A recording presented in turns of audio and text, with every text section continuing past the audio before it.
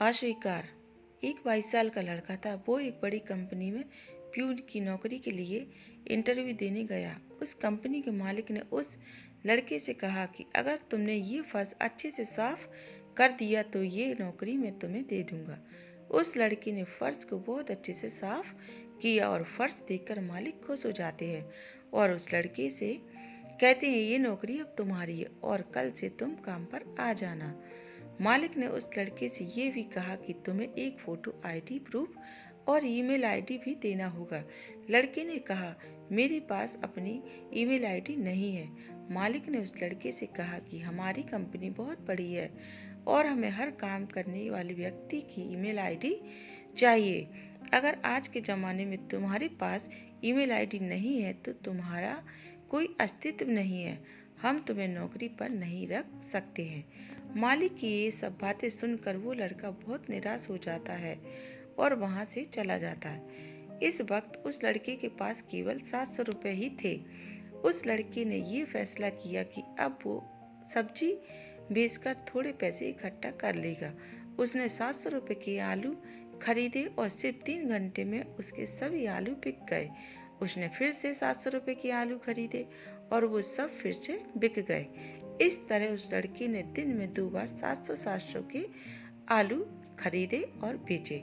दिन के अंत में उसे अच्छा मुनाफा हुआ। घर जाकर उसने सोचा कि मैं अगर इस तरह सब्जी बेचूंगा तो मुझे अच्छा मुनाफा होगा। उसने लगातार 6 महीने तक ऐसे ही सब्जी बेचने का काम किया। अब उसके पास अच्छे पैसे इकट्ठा हो गए थे। उस लड़के ने अब सब्जी की एक रेडी खरीद ली।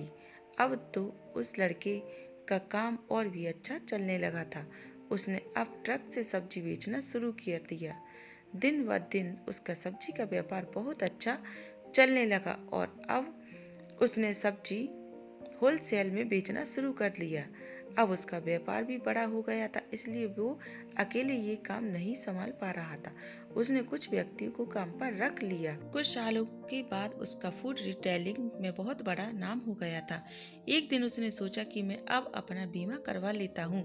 उसने एक बीमा करने वाले एजेंट को अपने घर पर बुलाया। एजेंट ने बीमा करते वक्त उस व्यक्ति का ईमेल आईडी पूछा।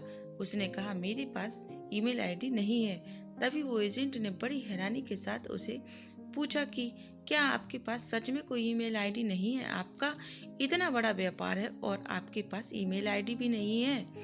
आपको पता है अगर आपके पास ईमेल आईडी होता तो आज आप कहां से कहां होते। उस व्यक्ति ने उस एजेंट से कहा अगर मेरे पास ईमेल आईडी होता तो आज मैं एक प्यून होता। ये बात उस बीमा लेने वाले एजेंट को पता नहीं चली, लेकिन आपको पता चल गई होगी।